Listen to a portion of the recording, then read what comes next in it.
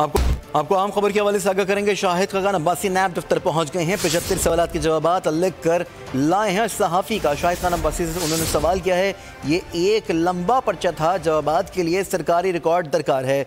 इसी पर मजीद तफसीलात हासिल करेंगे नुमाइंदा बोल न्यूज़ अफजल जावेद से। अफजल जावेद, अपडेट कीजिएगा।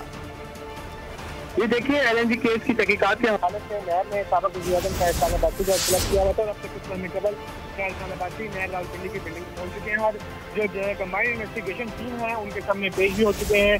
और जैसे ही शाहिद खान अब्बासी यहाँ नैब रावलपिंडी पहुंचे तो उनसे पूछा गया कि जो नैब की जानिब से 75 सवाल के जवाब जो पूछे गए थे कि आया वो लिस्ट कर लाए हैं, तो इस पर शाहिद खान अब्बासी का ये कहना था कि एक लंबा पर्चा था, जवाब के रिकॉर्ड दरकार है। और इस हवाले से उन्होंने जो मुतल्लिका दस्तावेज़ात हैं वो लेने के लिए जो फैक्ट्री पेट्रोलियम है उनको खत लिखा हुआ, लेकिन अभी तक जो है उन्हें मुकम्मल जो है जवाब नहीं मिल सका।